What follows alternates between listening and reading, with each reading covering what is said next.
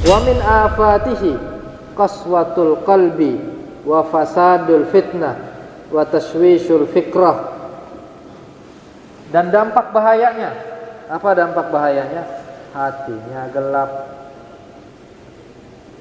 cuma banyak makan doang, kenyangan makan, hatinya gelap dan kecerdasannya berkurang, akan buruk, dan pikirannya akan terganggu. Wal kaslu anil ibadah, dan malas untuk beribadah. Ila ghairi dzalika minal afat, dan hal-hal yang lain daripada penyakit-penyakit yang menjadikan dia tidak menjadi orang yang bermanfaat. Ya. Makanya para aulia, para ulama, mereka itu makan sedikit atau bahkan mereka ahli puasa, sehingga mereka diberikan anugerah kekuatan dari Allah Subhanahu wa taala. Kan seharusnya gini, orang yang makan banyak harusnya punya tenaga yang banyak ya. Tapi enggak. Justru yang makan banyak malah lemes. Malah enggak bisa ngapa-ngapain, malah rebahan terus. Terlalu banyak makan. Tapi kalau orang makannya ditakar, mengikuti standarnya akhlak Nabi Muhammad, insyaallah dia semakin semangat di dalam ibadahnya dan mendidiknya tadi. Man ana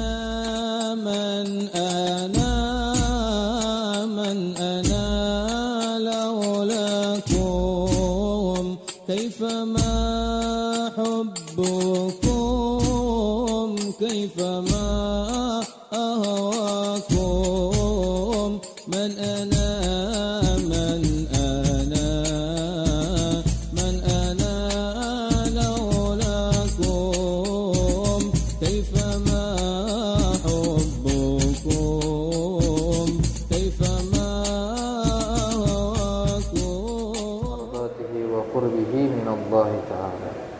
Alhamdulillah,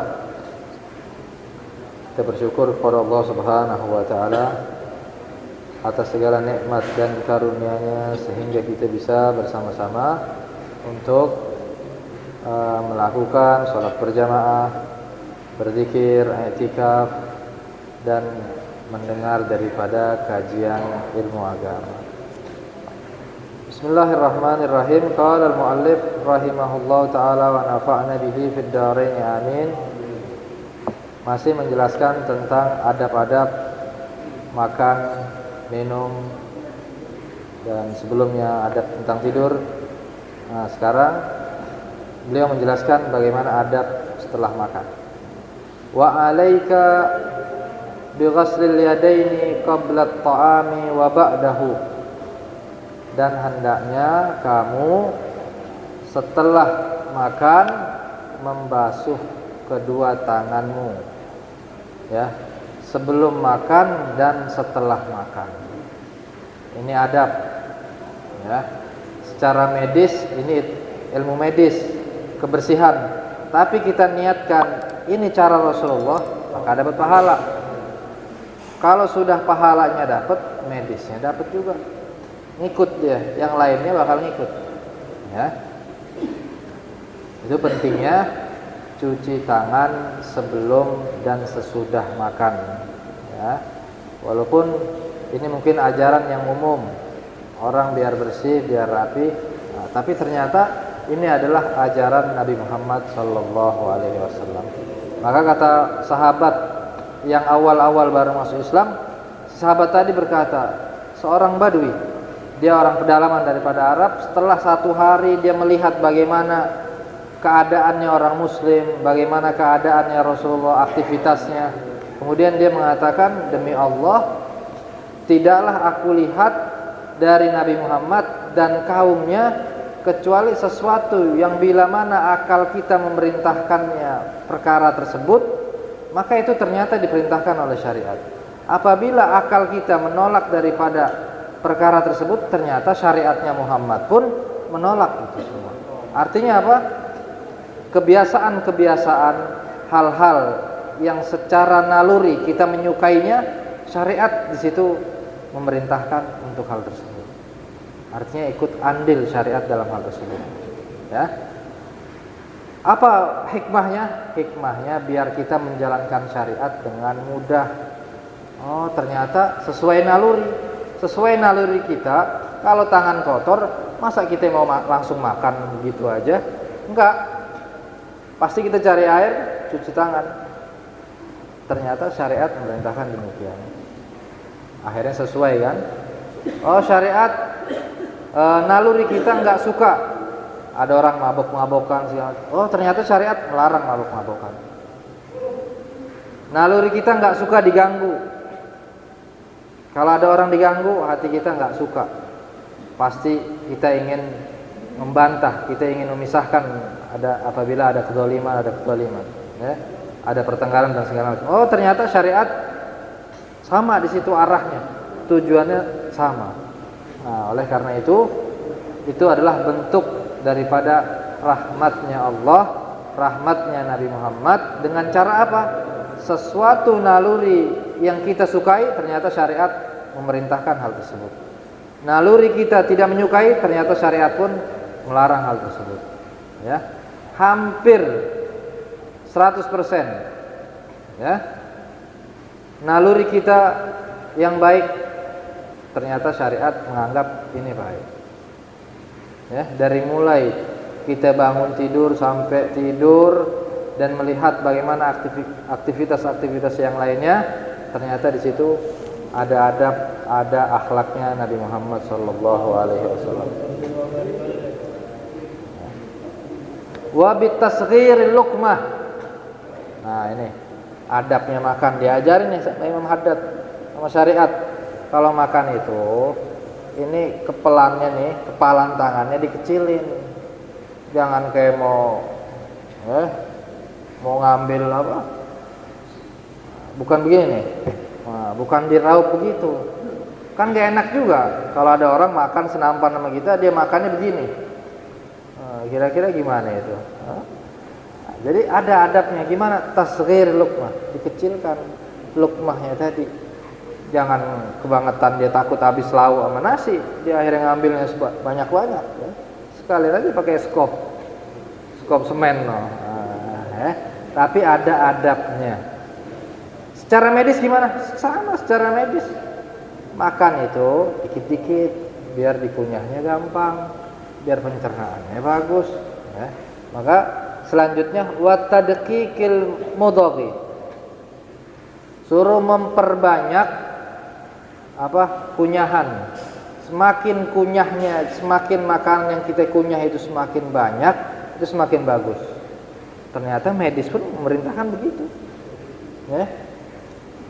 Enggak langsung aja. Ya, baru sekali, 2 kali kunyahan langsung kita telan. Enggak begitu, ya. Biar ada bedanya gitu, manusia sama yang hayawan sama binatang. Nah, itu kan gara-gara adab. Kita ngikutin adab, semakin dimanusiakan oleh Nabi Muhammad sallallahu alaihi wasallam. Kemudian wala tamuddanna yadaka ila ta'am hatta tabtali ma fi famika. Dan janganlah kamu mengulurkan tanganmu kepada makanan sampai yang di mulut ketelan dulu. Kalau di mulut udah ketelan baru ngambil lagi. Jangan mulut masih ngunyah, tangan udah megang dua-duanya lagi. Allah, itu kan kelihatan orang tomaknya, kelihatan orang rakusnya ya. Kalau anak kecil nggak apa-apa lah, yang dilihat kayak begitu anak kecil masih lucu. Ini udah gede, tapi makannya masih seperti itu. Ya. Nah, wakul min nawahil qas'ah wala ta'kul min wasatiha fa innal baraka tanzilu alaih. Dan makanlah dari sekitaran nampanmu. Kalau seandainya makan di nampan, kalau seandainya di meja makan, makanlah yang ada di sekitaran kita. Jangan ngambil yang jauh-jauh dulu. Ya. Kenapa? Karena keberkahan turun yang ada di sekitaranmu itu, bukan yang jauh tadi. Keberkahan itu bukan yang di paling enak tadi. Ya, yang paling enak jauh. Enggak, keberkahan itu adanya yang ada di sekitaranmu, yang gampang terjangkau padamu. Itu yang adabnya seperti itu. Wa idza saqatat luqmatuka fa'amit ma biha min adza thumma kulha wa la tada'ha lisyaitan. Nah, jika terjatuh, jika ada yang jatuh dari suapan makanan kita, ya, maka ambillah makanan tadi jika memang layak. Jika belum kena kotoran, ambil, kita makan, ya. Jangan biarkan setan makan dari yang jatuhan tadi. Karena saat kita makan, doa kita makan itu fungsinya biar apa? Biar setan nggak ikut makan kita, ya. Biar setan nggak ikut memakan dengan apa yang kita makan. Nah, setan kan nggak pergi, dia nungguin aja tuh, nungguin bila mana ada yang jatuh. Nah, nanti setan makan tuh dari makanan tadi. Setan nggak makan aja, godain manusianya dahsyat. Gimana sama setan yang makan? Makannya enak lagi. Yang jatuh-jatuh tadi, makannya orang nggak baca doa lagi. Udah makin getol dia godain orang buat maksiat semua sama Allah. Ya, setan lapar aja masih bisa godain orang. Gimana yang makan nih? Nah, wal asabi'aka wal qas'ata ba'dal farad. Dan adabnya lagi, jilat. Kalau kita makan pakai tangan, itu jilatin jari-jarinya, ya, setelah kita makan tadi. Mungkin di sebagian orang anggapnya udah apa ya, kayaknya jorok atau gimana.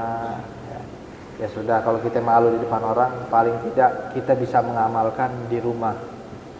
Di rumah sama keluarga kita terapin gitu. Artinya apa? Berarti kan ini ada dasarnya, ada sanadnya.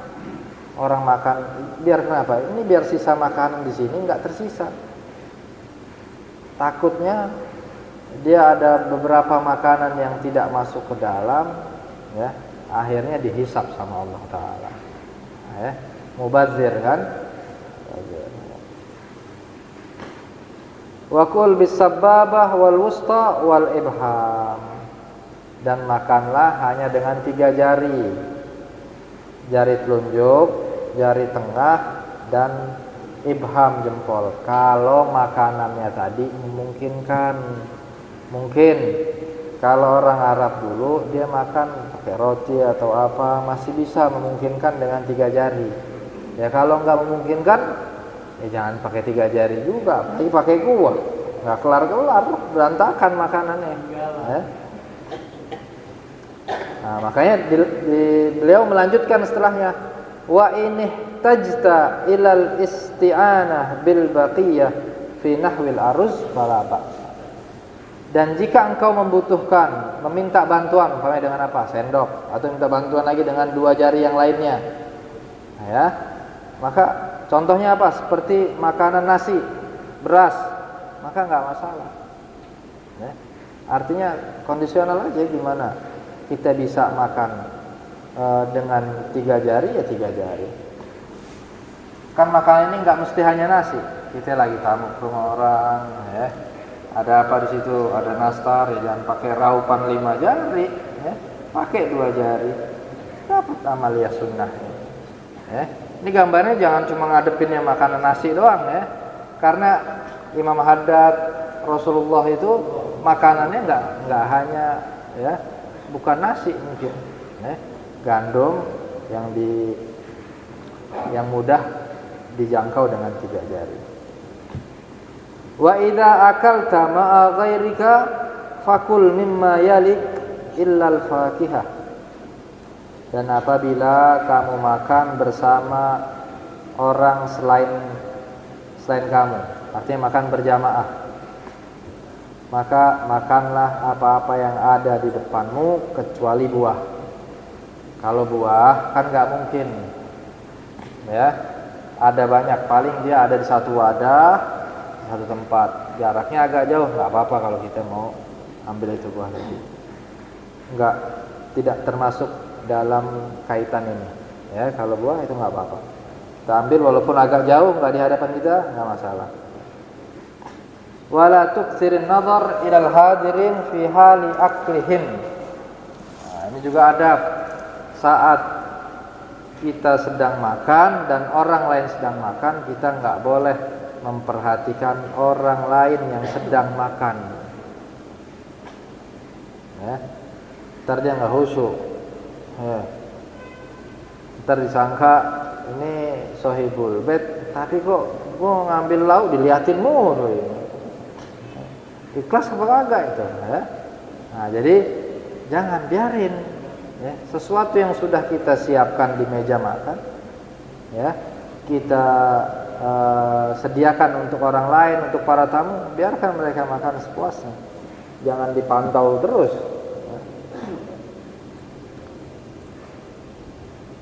Wa tuhaddits ma'ahum bima yunasib al-hal, dan disuruh ngobrol. Makan disuruh ngobrol. Ya. Tapi wala tatakallam wa ta'am fi famika, dan janganlah kamu makan sedangkan makanan tadi lagi ada di mulut. Ya intinya biar kayak enggak orang marahan, ya. Biar kayak enggak orang lagi slack. Jadi lagi makan ngobrol seadanya. Ya, jangan juga dari awal makan sampai akhir dia ngobrol terus, ya. Tapi alhasil apa? Intinya diem juga dilarang. Ya. Terlalu banyak bicara juga dilarang saat makan. Dan yang sangat dilarang adalah saat makanan masih ada di mulut kita bicara. Akhirnya keselak rendang berarti. Bicara apa? Yang yunasibul hal, yang sekiranya pas temanya. Jangan temanya makanan, dia lagi makan tapi temanya yang menjadikan orang nggak nafsu makan, ya. Sekiranya yang pas, ya. Sekiranya yang bisa menjadikan dia semakin bersyukur. Wa in ghalabaka busaqun aw mukhatun falwi bi ra'sika anhum aw qum ila maudhi'in akhar. Apabila saat engkau lagi makan tiba-tiba engkau kayak pengen meludah atau ada riak, ya, maka jangan bersuara di hadapan mereka. Kamu keluar berdiri, ya, selesaikan hajatmu untuk membuang daripada kotoran tersebut. Ya. Di sini berarti Islam itu betul-betul rapi, ya, nadif, bersih, nggak mengganggu orang lain. Saat makan aja kita nggak boleh ganggu orang yang di hadapan kita. Ya. Ini ajarannya Nabi Yuna Muhammad sallallahu alaihi wasallam. Wa idza akalta inda qaumin fa'asni alaihim wad'u lahum bi khairin. Apabila kamu lagi diundang, ya, di tempat orang lain berjamaah, maka engkau puji mereka, puji makanannya, ya, dan doakan kepada mereka dengan kebaikan. Ya. Jangan terus terang dalam hal ini, ya. Tentang ada makanan yang kurang enak kita langsung bilang, wah ini nggak cocok, ini nggak cocok, ini nggak cocok. Ada lauk lain lagi nggak? Minta telur aja dah. Ya. Sian ini dia udah masak begitu banyak, tiba-tiba minta telur sama kecap. Ya. Hargain mereka, puji, nggak apa-apa walaupun bohong. Ya. Ini pernah terjadi sama Rasulullah. Ada sahabat Nabi mau ngundang Nabi makan.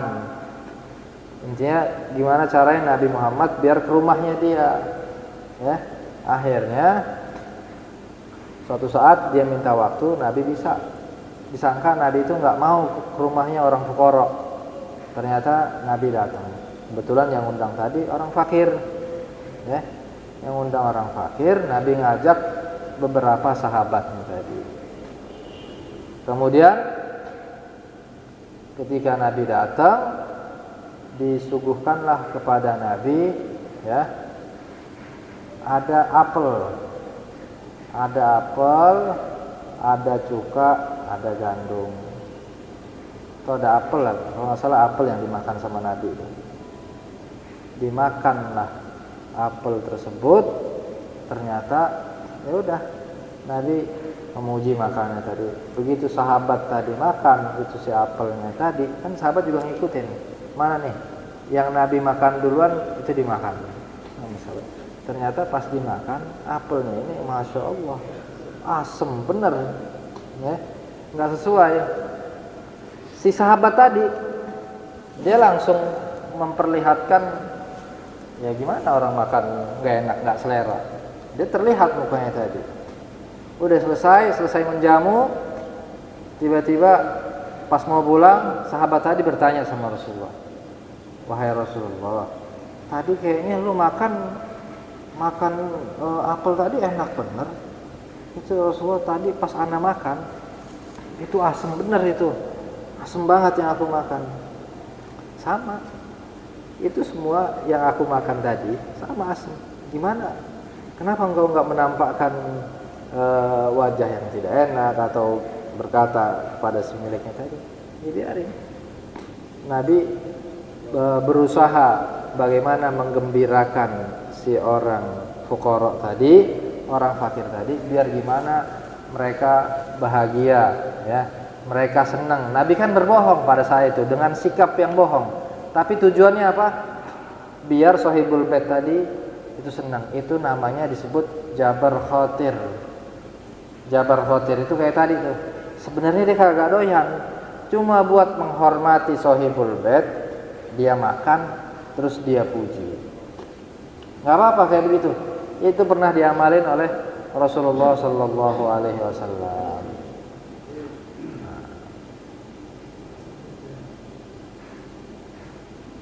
Waqul ba'dal faragh minal akal, dan katakanlah setelah kalian selesai makan diundang oleh orang lain, alhamdulillah, Allahumma kama at'amtani tayyiban fastamilni shalihan. Segala puji bagi Allah, ya Allah yang telah memberikan kepadaku makanan yang baik, maka gunakanlah daripada makanan tersebut perilaku yang baik, sikap yang baik. Itu doanya, biar didengar oleh sahibul bait tadi. Kemudian doanya lagi adalah alhamdulillahilladzi at'amani hadzal ta'am. Segala puji bagi Allah yang telah memberikan kepadaku makanan ini, wa razaqanihi min ghairi haulin minni wala quwwah, dan yang telah memberikan rezeki kepadanya kepada makanan tersebut sehingga dia bisa mempunyai kekuatan. Tidaklah ada daya dan kekuatan melainkan dari Allah Subhanahu wa taala. Faman qala dzalika ghufira lahu ma taqaddama min dzambihi wa ma ta'akhkhar. Nah, yang baca doa makan yang redaksinya tadi ini dapat fadilah. Apa fadilahnya? Diampuni dosanya yang telah lalu. Jadi doanya apa? Alhamdulillah, Allahumma kama at'amtani tayyiban wastamilni shalihan. Alhamdulillahilladzi at'amani hadzal ta'am wa razaqanihi min ghairi haulin minni wala quwwatin. Itu doanya, ya. Kemudian wala tatakallafal idam likulli ta'am wala ta'ib ta'aman qat wa in kana radian. Dan janganlah kamu memaksa untuk memiliki atau menyediakan lauk di setiap makanan yang kau ingin makan. Artinya jangan kita memaksa turutin hawa nafsu kita. Pokoknya sekarang harus makannya ikan kakap. Kalau nggak ada dia nggak mau. Nggak. Jangan seperti itu. Jangan memaksa. Ya. Yang ada disyukuri. Ya. Dia punya uang, dia beli makanan enak. Tujuannya apa? Tujuannya semakin agar bisa menambah rasa syukurnya dia kepada Allah. Kalau dia punya uang, dia nggak punya uang, ya udah makan seadanya. dan jangan pernah mencela makanan walaupun makanan tadi itu buruk. Wala ta'ibit ta'am. Kita lagi bertamu ke rumah orang, dikasih makanan yang kita enggak terbiasa dengan makan tadi, bau lah, jengkol segala macam ya. Kita enggak suka, ya udah diam aja. Kenapa? Ya karena ya tadi mungkin dia seleranya dengan itu, atau dia hanya mampu dengan itu, yang lainnya tidak terbiasa. Jadi kita nggak bisa menyamakan selera kita harus sama dengan orang lain, nggak bisa. Kita punya hobi beda-beda, selera beda-beda. Nggak usah sama orang lain, sama orang di rumah aja. Istri sama anak makannya beda, anak pertama sama anak kedua makannya beda. Kita punya anak satu pengennya telur ayam, satu lagi apalagi mau makan. Ini satu rumah, ya. Apalagi kita bermasyarakat, hidup berdampingan, ketemu dengan orang banyak, ya sudah kita terima. Selagi di situ makanan tersebut itu halal, tidak ada masalah, kita makan. Nah, cuma kadang sekarang ini banyak kita melihat, ya, di TikTok, di IG, di media sosial orang yang menampakkan makan yang Masya Allah dengan berbagai macam makanan, ya, dia kuliner yang berlebihan, ya. Ini menunjukkan kepada kita sebagian kayaknya orang makan itu harus banyak, harus enak. Kalau tujuannya dia, itu tergantung tujuan masing-masing, ya. Kalau tujuannya orang tadi untuk mengenalkan makanan ini, makanan Nusantara, mempromosikan, membantu UMKM-nya dia, nggak masalah. Tapi kalau tujuannya dia agar orang lain itu makannya harus banyak, harus ini, nah, itu tidak diperbolehkan, ya. Itu bertentangan dengan adab, ya. Wala taj'al himmataka aklat thayyibat. Beliau menyampaikan, dan janganlah kamu jadikan keinginanmu, syahwat dalam makanmu, kamu harus makan yang enak. Kalau enggak enak enggak mau makan. Jangan, ya. Orang tua dulu, ya, 30 tahunan yang lalu makannya gimana coba? Seadanya. Ubi, singkong, enggak macem-macem gitu. Ikan asin 1 lauk, 2 lauk udah cukup. Nah, kadang sekarang ini kita dibikin apa? Kita dibikin pusing sendiri. Kita diperbudak dengan yang namanya makan. Wah, pokoknya harus ada 4 varian. Sambelnya, kerupuknya, tumisannya, acarnya. Ya Allah, ini cuma buat makan doang. Udah kenyang juga udah selesai urusan. Nah, ini jangan sampai keinginan makanmu dengan pengennya makan yang enak-enak aja.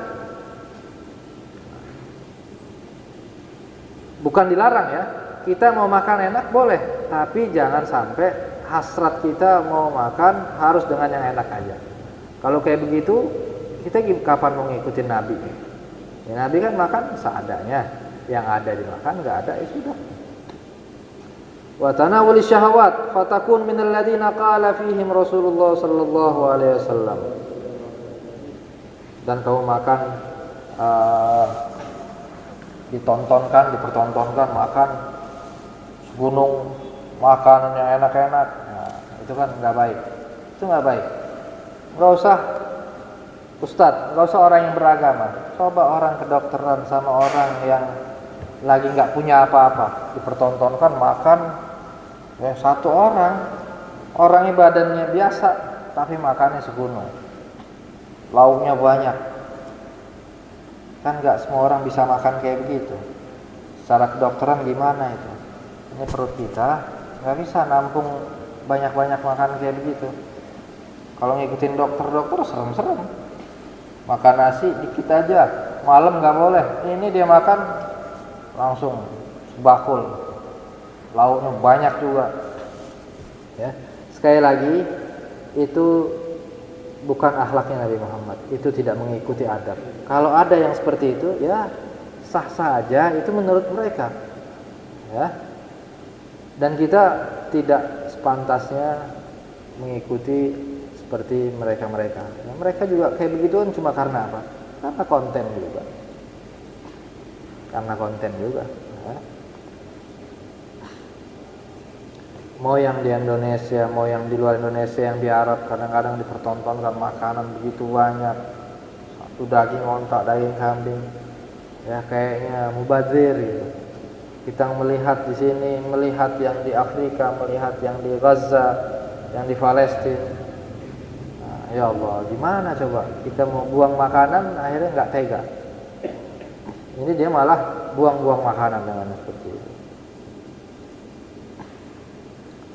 Nah, jangan seperti itu, karena kenapa? Nanti seperti yang akan disabdakan oleh Nabi Muhammad ini. Apa yang disabdakan? Syiraru ummati alladzina wudu bin na'im wa nabatat alaihi ajsaduhum. Seburuk-buruknya umatku adalah mereka yang makan dengan yang enak-enak dan tumbuhlah jasad dan badan mereka dengan makan makanan yang penuh dengan kenikmatan tersebut, maka nanti akan menjadi wa inna mahimmatuhum alwanut ta'am wa alwanus siyab wa yatashaddaquna fil kalam. Nanti himmahnya dia, keinginannya dia setelah dia makan yang nikmat-nikmat tadi, apa? Pengennya harus ada varian makanan yang baru dengan pakaian yang baru. Nanti arahnya ke situ. Dan nanti juga akan mulutnya tersebut akan menjadi suka berbicara dengan yang tidak ada manfaatnya. Apa sumbernya? Orang yang hanya tujuannya makannya, kepengennya yang nikmat-nikmat aja. Sesekali kita juga harus bisa merasakan makanan yang dirasa oleh orang lain, ya. Kita harus bisa bersyukur dengan yang sedikit dan yang ada. Untuk apa itu semua? Untuk belajar bagaimana kita biar bertambah syukur kita sama Allah, biar bertambah sayangnya kita kepada Allah, kepada Nabi Muhammad sallallahu alaihi wasallam. Kalau kita hanya memperlihatkan fokusnya makan-makan yang enak terus, nah, kapan kita pandai bersyukurnya kepada Allah Subhanahu wa taala? Ya. Wa qala Aliun karramallahu wajhah, man kanat himmatuhu ma yadkhul batnahu kanat qimatuhu ma yakhruju minha. Barang siapa yang keinginannya apa-apa yang hanya masuk di dalam perutnya, maka harga dirinya seperti yang keluar dari duburnya. Kalau orang hidupnya cuma hanya makan aja, harga diri dia sama seperti yang keluar darinya. Nggak ada harganya. Karena sekali lagi kita terlahir, diciptakan oleh Allah Ta'ala, tujuannya adalah wa ma khalaqtul jinna wal insa illa liya'budun, beribadah kepada Allah, menghamba kepada Allah. Makan yang nikmat bukan tujuan kita, rumah yang sangat bagus bukan tujuan kita, ya. Uang yang banyak, tanah yang banyak, harta berlimpah, itu sama sekali bukan tujuan kita, ya. Jika kita tidak mengarahkan hal tersebut kepada agama, ya. Karena yang diperintahkan oleh Allah, yang diinginkan oleh Allah adalah apakah ibadah kita, ya, sudah kita tunaikan dengan benar atau belum, apakah kemaksiatan sudah kita jauhkan atau belum. Itulah yang akan diinginkan oleh Allah Subhanahu wa ta'ala. Dan sesungguhnya Allah Ta'ala tidak menuntut sudah berapa banyak dunia yang kita dapat. Yang Allah akan minta dan lihat itu adalah amal soleh kita. Di dalam riwayat disebutkan sesungguhnya Allah akan memberikan dunia kepada orang yang Allah cintai dan orang yang tidak dicintai sama Allah. Kalau dunia Allah bisa kasih kepada siapapun, mau yang ahli maksiat atau yang ahli taat. Tapi kalau seandainya tidaklah Allah kasih kepada seorang hamba agama, keimanan, istiqamah, iman, ketakwaan, kecuali kepada orang-orang yang Allah cintai mereka. Jadi itu ukuran standarnya yang harus kita jalankan pada saat ini. Ya. Artinya saat kita nggak punya apa-apa, ya udah kita nggak usah merugi. Yang penting kita bisa melakukan ketaatan, itulah yang Allah justru akan mencintai. Pemberian yang paling diberkahi sama Allah ya tadi, ketika kita masih bisa melakukan ketaatan, masih bisa ngaji, masih bisa sholat berjamaah, masih bisa sholawat, itu lebih baik daripada harta yang kita miliki yang ada di dunia ini. Ya, karena kan nggak bakal jadi apa-apa kalau harta tadi. Ketika di akhirat nggak jadi apa-apa kalau kita tidak arahkan ke akhirat. Ya.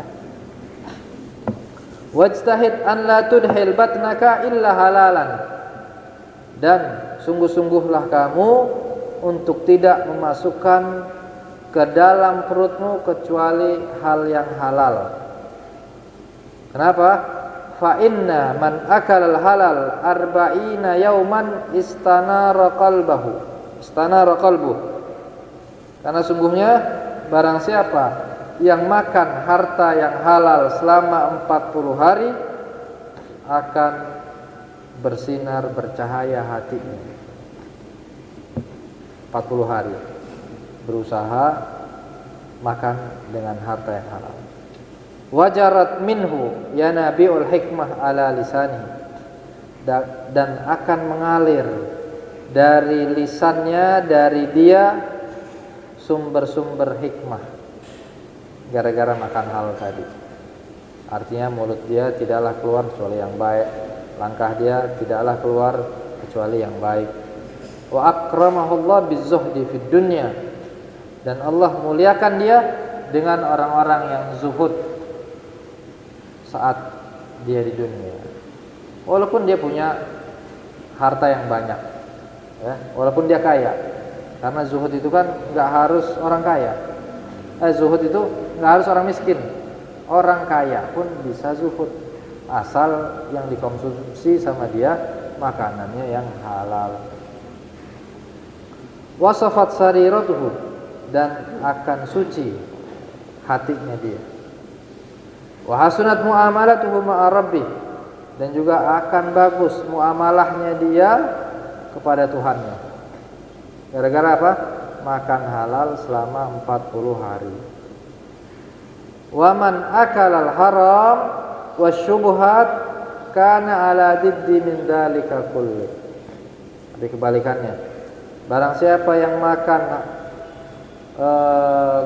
makanan yang haram atau makanan yang syubhat, maka akan kebalikannya daripada yang tadi. Apa kebalikannya? Akan keluar daripada lisannya hal-hal yang buruk. Allah akan hinakan dia di dunia. Hatinya akan kotor, akan rusak. Muamalah, hubungan dia kepada Tuhannya pun akan buruk. Maka kalau kita belum merasakan hal tersebut, ya, maka perlu kita waspadai. Kita harus bisa betul-betul, jangan-jangan yang masuk kepada diri kita ini ada hal yang syubhat. Kita tidak katakan haram, ya, karena kita yakin kita nggak maling, kita nggak ngambil hak orang lain. Nah, mungkin aja saat kita lagi di luar dikasih makan sama orang, ternyata makanan tadi haram atau syubhat. Nah, itu yang menjadi penghalang, ya. Makanya dulu ada ulama, dia betul-betul enggak mau makan kecuali dari hasil jerih payahnya dia. Hanya karena apa? Hanya dia pengen tahu dampak daripada makan makanan yang dari luar, yang tidak jelas arahnya. Dia yang murni betul-betul makan dari hasil jerih payah dia. Nah, ternyata orang-orang yang seperti itu Allah kasih kekuatan, ya. Allah kasih kekuatan fisiknya, zahiran wa batin. Zahirnya bagus, batinnya juga bagus, ya. Wa iyyaka wal ittisa' fil akli wa kathrata syaba' fa innahu minal halal mabda'u kulli syarrin. Maka waspadalah untuk terlalu banyak makan dan terlalu kenyang. Ini dilarang, ya. Padahal duit dia sendiri. Traktir orang, iya, itu dilarang. Kenapa? Karena dari situlah, itu kalau yang dari halal aja, itu menjadi sebuah pintu segala kesesatan, segala kerusakan, segala keburukan dari yang halal. Makannya kebanyakan, ya, itu bisa menjadi pintu keburukan untuk dia sendiri. Orang kalau udah kekenyangan gimana? Mau semangat beribadah dia? Nggak semangat. Nyari bantal, kayaknya rebahan, nyari angin. Terlewatkan. Dia harusnya bisa mendidik anaknya, mendidik istrinya. Dia bisa baca sholawat, bantu orang lain, itu terlewatkan semua. Ya, padahal dia cuma lalai aja. Lalai itu kan menurut para ulama sudah sebuah kerusakan. Wa min afatihi qaswatul qalbi wa fasadul fitnah wa tashwishul fikrah. Dan dampak bahayanya, apa dampak bahayanya? Hatinya gelap, cuma banyak makan doang, kenyangan makan, hatinya gelap, dan kecerdasannya berkurang, akan buruk, dan pikirannya akan terganggu. Wal kaslu anil ibadah, dan malas untuk beribadah. Ila ghairi dzalika minal afat, dan hal-hal yang lain daripada penyakit-penyakit yang menjadikan dia tidak menjadi orang yang bermanfaat, ya. Makanya para aulia, para ulama, mereka itu makan sedikit atau bahkan mereka ahli puasa, sehingga mereka diberikan anugerah kekuatan dari Allah Subhanahu wa taala. Kan seharusnya gini, orang yang makan banyak harusnya punya tenaga yang banyak, ya. Tapi enggak. Justru yang makan banyak malah lemes, malah nggak bisa ngapa-ngapain, malah rebahan terus, terlalu banyak makan. Tapi kalau orang makannya ditakar, mengikuti standarnya akhlak Nabi Muhammad, insya Allah dia semakin semangat di dalam ibadahnya dan mendidiknya tadi. Wasabilul iktisad fil akal an tumsik anit ta'am wa anta tashtahihi wa la tatanawaluhu hatta tashtahihi bi syahwatin shadiqah. Caranya gimana? Cara menahannya itu, kalau suatu saat seandainya kita lagi mau makan, lagi kepengen makan nasi goreng, kita tahan. Ini sekarang kita lagi pengen makan nasi goreng, kita tahan, jangan makan nasi goreng, kita nggak usah makan, atau kita palingkan makanan yang lebih rendah dari nasi goreng. Belajar seperti itu, menahan yang lagi kita inginkan, kita palingkan dengan sesuatu yang biasa aja.